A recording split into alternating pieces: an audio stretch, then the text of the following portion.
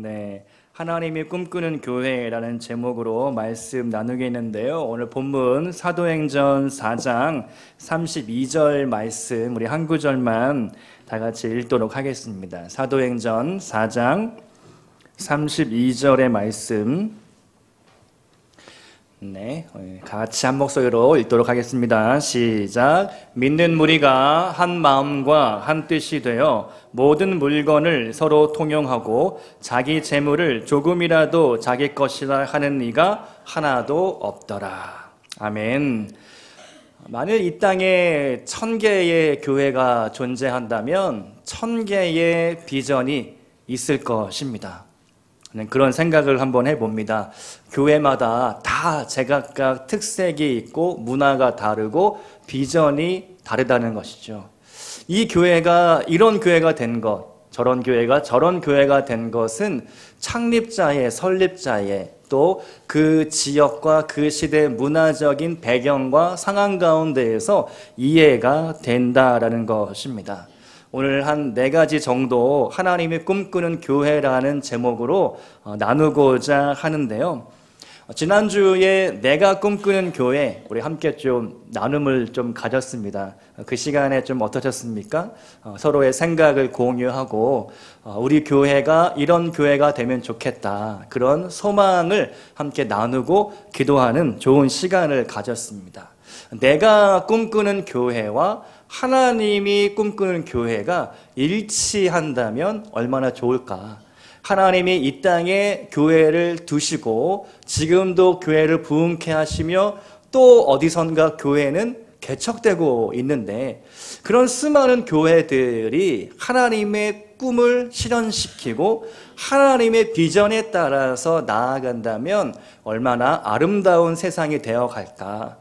이 세상에 믿지 않는 사람들이 점점점 사라지고 모두가 다 하나님 백성이 되어가는 그런 꿈이 하나님 아버지의 꿈일 것입니다. 결국은 궁극적으로 온 인류 모든 사람들이 하나님을 알고 하나님을 믿는 것, 그것이 아버지의 꿈 아니겠습니까? 오늘 우리 교회가 이러이러한 교회가 되기를 바라는 마음으로 함께 몇 가지 나누고자 합니다. 우리 교회가, 저는 사랑이 넘치는 따뜻한 교회가 되면 좋겠다, 그런 기도 제목을 지난주부터 한 주간 새벽마다 이 자리에서 기도하면서 저도 모르게 그런 기도가 자꾸만 나왔습니다. 사랑이 넘치는 따뜻한 교회, 우리 교회에 들어오자마자 사랑이 느껴지고 환영받고, 내가 처음 왔는데도 환영해주고 너무 행복하고 기뻐서 자꾸만 오고 싶은 교회, 그런 교회가 되면 좋겠다. 사실은 근데 우리나라에 우리 고유의 정서 중에 정이 있습니다. 두 단어로 바꾸면 정, 온정이라고 표현할 수가 있는데, 사실 우리나라는 옛날부터 낯선 사람을 환대하는 문화가 있죠. 낯선 사람이 그냥 길을 가다가도 물을 달라고 하면 물을 주고 밥을 주기도 하고, 또 사랑방을 내어서 자기의 공간을 주기도 하는 그런 좋은 문화들이 우리 가운데 있습니다.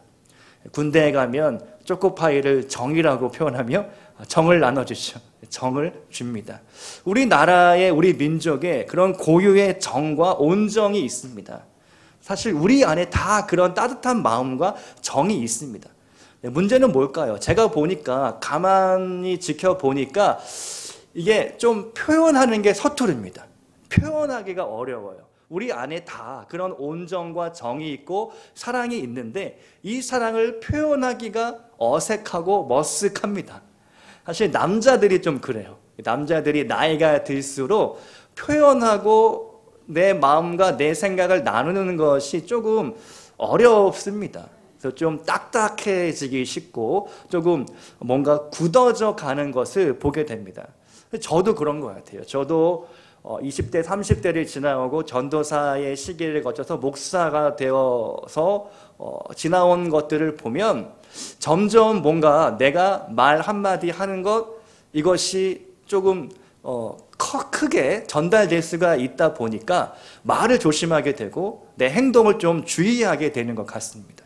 그래서 예를 들어서 여자분들에게 다가가는 부분들이라든지 청년부를 맡을 때에는 1대1로 신방을 한다든지 이런 부분들에 있어서 조금 내가 이렇게 했을 때 좀 이렇게 사람들이 오해하지는 않을까, 그런 부분들이 사회적인 우리의 시선인 것 같습니다. 사실은 우리 그리스도인들이 더 사랑을 표현하기를 즐겨해야 할 것 같습니다. 그렇게 표현하다가 오해를 사기도 하고 욕을 먹을 수 있을지라도 우리는 적극적으로 사랑을 표현해야 하는 부르심이 있는 것이죠. 왜 그렇습니까? 예수님은 원수까지도 사랑하라고 말씀하셨기 때문인 것이죠. 집에 계신 원수들이 많이 있는데 원수를 사랑하라. 여러분, 우리가 가정에서 또 여기 교회에서 사랑을 표현하지 못한다면 어떻게 원수를 섬길 수 있겠습니까? 세상에 나가서 나와 척지고 나를 반대하고 나를 거절하는 사람들을 어떻게 우리가 품을 수 있겠습니까? 가정에서, 교회에서 연습을 해야죠. 사랑합니다. 축복합니다.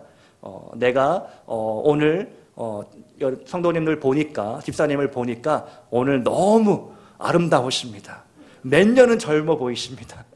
이렇게 우리가 더 아름다운 우리가 사랑과 축복의 언어를 연습해야 할 것입니다. 여러분, 몇 가지 질문을 한번 드려보겠습니다. 대답은 하지 마시고 속으로 한번 대답해 보시기 바랍니다. 여러분이 생각하는 우리 교회에 사랑 지수가 있다면 1부터 10까지 했을 때 10점 만점에 1점은 최하점이라고 했을 때 우리 교회의 사랑 지수는 몇 점 정도 주실 수 있겠습니까? 네, 한번 속으로 대답해 보시기 바랍니다. 그렇다면 그 점수를 매긴 이유는 무엇입니까? 그 점수를 매겼을 때에 내가 어떤 역할을, 그 점수를 높이기 위해서 나는 어떤 역할을 앞으로 해야 할까요? 우리 교회가 사랑이 넘치는 교회, 따뜻한 교회가 되게 하려면 나는 오늘부터 어떻게 내 말과 행동을 바꿔야 할까? 이것을 고민해 보시기를 바랍니다. 공식적인 모임 이외에 우리 성도님들과 얼마나 많은 시간을 보내고 계십니까? 얼마나 자주 서로 식사에 초대하며 대화를 나누고 차를 마시고 있습니까? 정해진 시간 이외를 말씀드리는 것입니다. 정해진 시간은 우리가 구역 예배, 구역 모임이 있죠. 매월 둘째 주에 구역 모임 시간 이외에 여러분의 구역원들과 얼마나 자주 소통하며 평소에 기도 제목을 서로 주고받으며 기도해주고 있느냐라는 것입니다. 여러분이 모였을 때에 교회를 칭찬하고 있습니까? 아니면 교회를 까고 있습니까? 네. 여러분의 있는 그 구역과 여러분의 모임, 작은 모임 단위마다 사랑이 넘쳐났으면 좋겠습니다. 우리가 부정적인 얘기는 하지 않고 건설적인 비판을 할 수 있겠죠. 비판을 위한 비판이 아니라 적절한 대안을 제시하는 비판은 해야 합니다. 고쳐야 합니다. 그러나 그냥 우리가 냉소적으로 말하며 비관적인 그런 말들은 삼가야 할 줄로 믿습니다. 긍정적인 희망의 언어, 축복의 언어를 우리가 사용해야 하는 것이죠. 우리 교회가 따뜻한 사랑에 넘치는 교회가 되려면 그저 기도로 끝나서는 안 됩니다. 기도하면서 실천해야 합니다. 삶 속에서 우리가 표현해야 한다는 것입니다. 오늘 우리 교회 안에는 얼마나 많은 웃음소리가 들렸습니까? 많이 웃으셨습니까? 해피하셨습니까? 오늘 주일날? 네, 점심시간 끝나고 차 마시고 좀 왔다 갔다 하시면서 나는 얼마나 많이 웃었는가? 오늘 우리 교회 안에 얼마나 많은 웃음이 있었는가? 그런 질문을 우리는 정기적으로 해봐야 하겠습니다. 두 번째로 하나님이 꿈꾸는 교회에 소그룹이 있습니다. 친밀함이 넘치는 소그룹이 우리 교회 안에 있어야 하겠습니다. 오늘 본문 말씀을 읽었는데 초대교회는 날마다 떡을 떼며 하나님을 찬미하는 공동체였습니다. 우리 공동체 많이 이야기하는데 초대교회의 공동체는 정말 수준 높은 공동체였습니다. 다 아시는 이야기이지만 그들이 자기가 가진 소유물을 다 여기에 가져왔습니다. 강단에 다 소유를 드린 거예요. 교회에 헌납한 겁니다. 자기 소유가 없었다라고 말씀은 기록하고 있죠. 내가 가진 땅, 동산, 부동산, 폐물, 황금, 여러 가지 보물 다 교회 공동체에 바쳤다. 정말 상상하기 어려운 수준 높은 공동체였죠. 그 수준 높은 공동체에 아나니아와 삽비라는 어떻게든 한번 껴보려고 했습니다. 사실 그들의 신앙의 수준은 조금 낮은 편이었는데 그 높은 수준의 공동체를 보니까 와, 나도 저기에 가입하고 싶다. 나도 저 교회에 등록하고 싶다. 저 멤버가 되면 얼마나 행복하고 기쁠까라고 아나니아 삽비라 부부가 생각한 거예요. 그리고 아직 준비가 덜 됐는데, 아직 그들의 믿음의 수준은 밑바닥이었는데 가진 재물을 팝니다. 그런데 전부를 바치는 게 아니라 일부는 감추죠. 올인 하는 게 아니라 그냥 하프앤하프, 반반 정도 뗐을 것 같아요. 그 사실을 베드로가 알고 성령께서 알려주시는 거죠. 그 아나니아와 삽비라의 부부는 비참한 죽음을 맞이할 수밖에 없었습니다. 우리 초대 교회 같은 교회가 되려면 어떻게 해야 할까? 우리의 궁극적인 목표는 초대 교회 공동체가 되어야 할 줄로 믿습니다. 그러나 우리가 주어진 이 현실, 대한민국의 법의 테두리 안에서 우리가 교회 생활, 교회 공동체를 이루어 나가는 것이죠. 우리가 할 수 있는 가능한의 최대한의 친밀함의 수준으로 우리는 나아갈 수 있도록 노력해야 하겠습니다. 소그룹을 부르는 단어가 교회들마다 다 다양합니다. 제가 잠실빛나 교회에 오니 구역이다라고 부르고 있더라고요. 약간은 좀 전통적인, 죄송하지만 전통적인 언어로 구역이라고 할 수 있습니다. 열방 교회는 셀이라고 불렀습니다. 셀, 세포라는 뜻이죠. 그래서 셀이 모여서 교회를 이룬다. 그런 셀이라고 부르는 교회가 있습니다. 그런가 하면 다락방 모임을 한다. 순 모임을 한다. 여러 가지 용어를 쓰게 됩니다. 용어가 중요한 건 아니라고 생각합니다. 용어가 다를 수 있지만 본질이 중요한 것이죠. 우리 소그룹의 본질은 무엇인가? 우리 소그룹이 모여야 하는 이유가 뭔가? 우리의 목적은 무엇인가? 부르심은 무엇인가? 우리 소그룹이 많이 자주 모여서 친밀함을 나누는 것까지는 좋은데 그 친밀함을 바탕으로 우리는 무슨 일을 해야 하는가? 그게 중요하다고 믿습니다.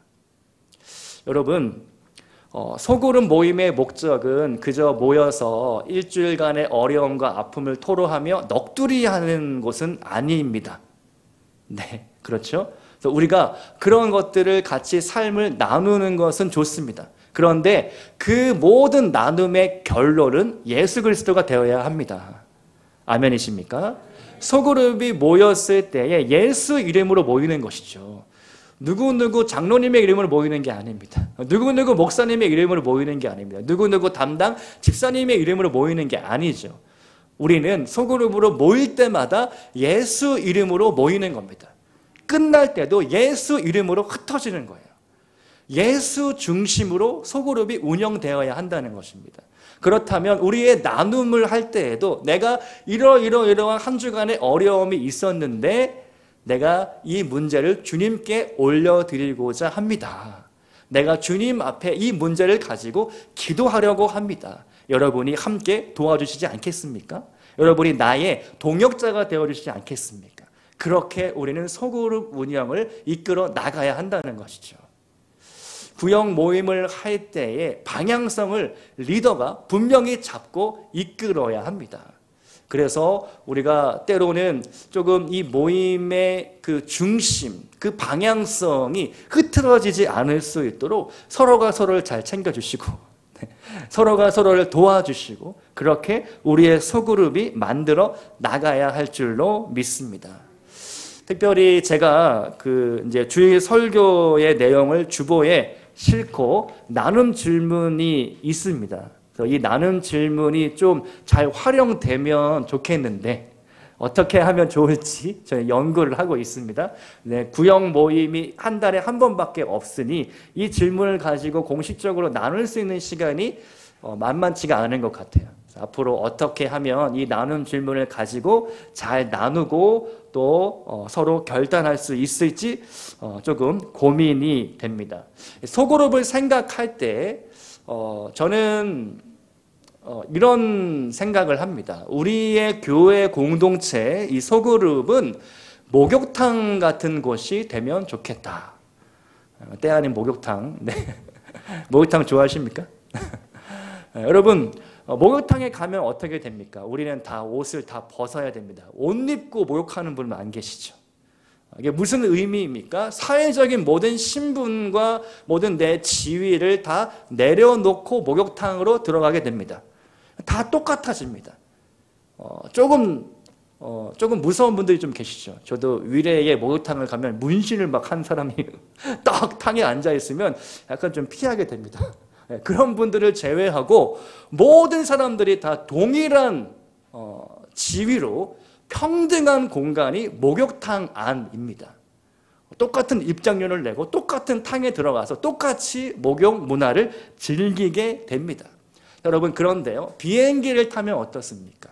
머리칸과 꼬리칸, 네, 이코노미, 비즈니스, 퍼스트 클래스, 이 구분되어 있습니다. 등급 지어져 있습니다.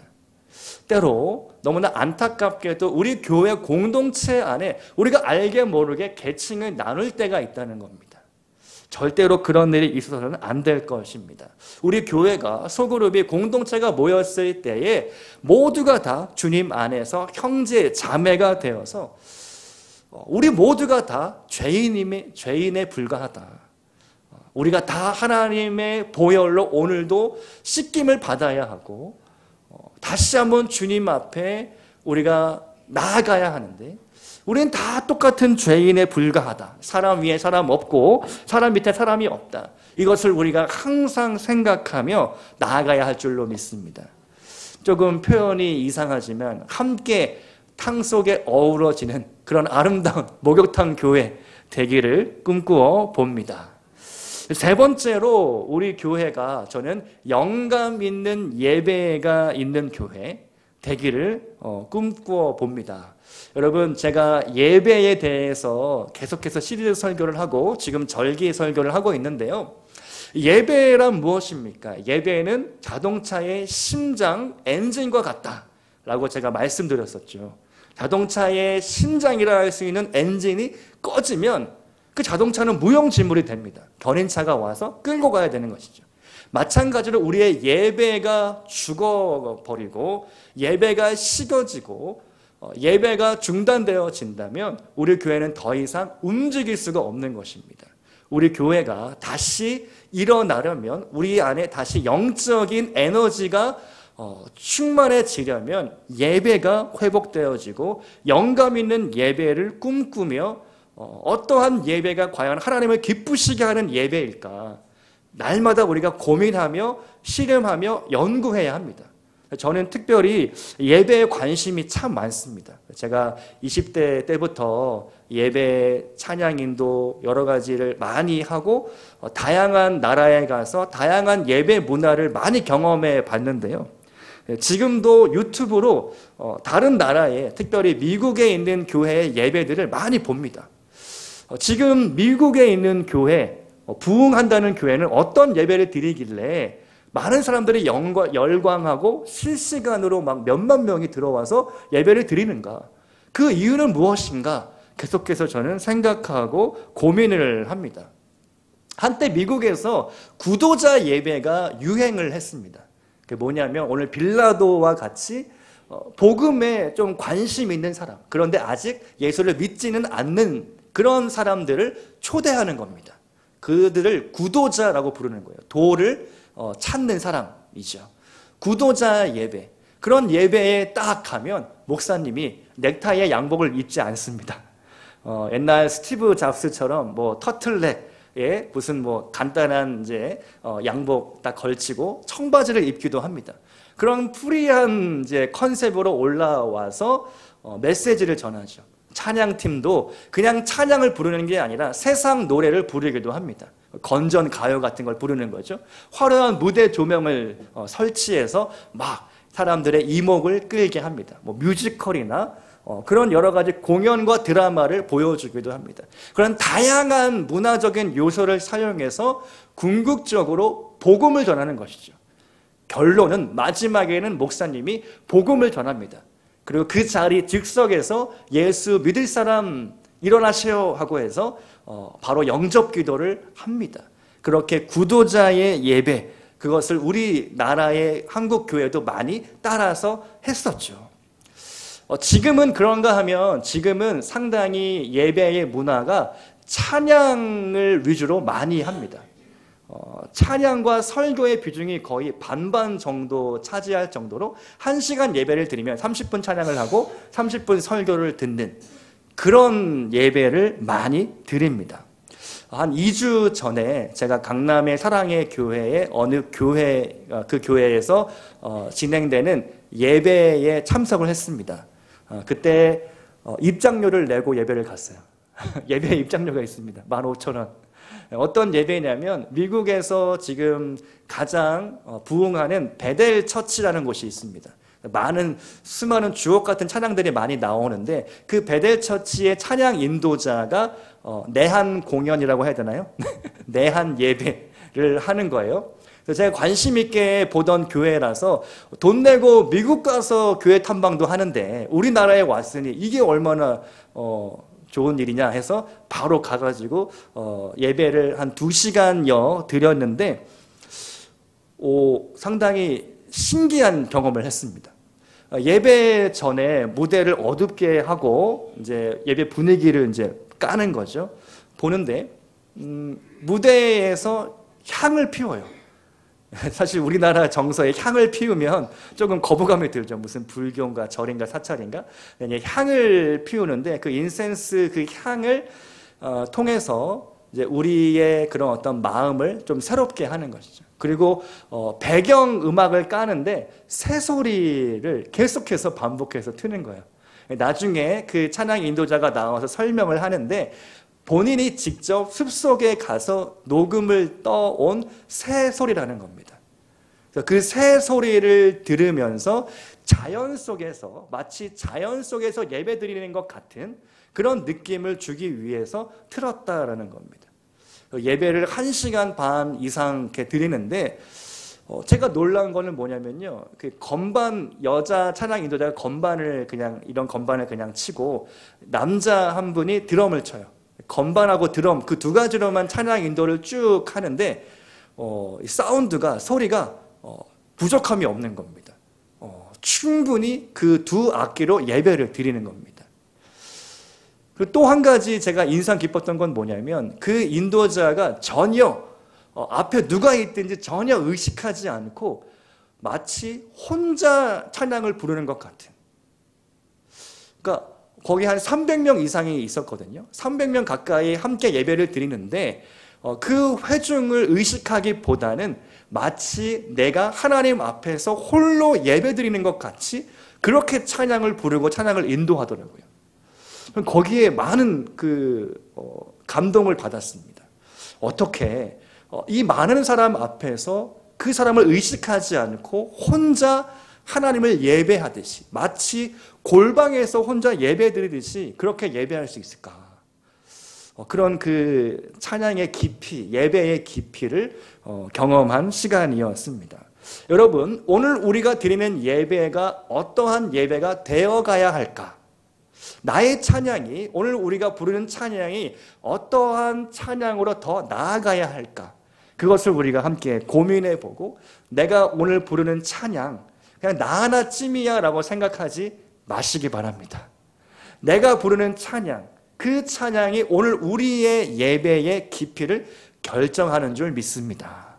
한 주간 우리가 예배저로 살아가기 시작할 때에 나의 삶에서 내가 어떠한 예배를 드렸는가, 나는 어떠한 찬양을 드렸는가, 그것이 오늘 주일날 우리가 공동체로 모였을 때에 나타나는 것이죠.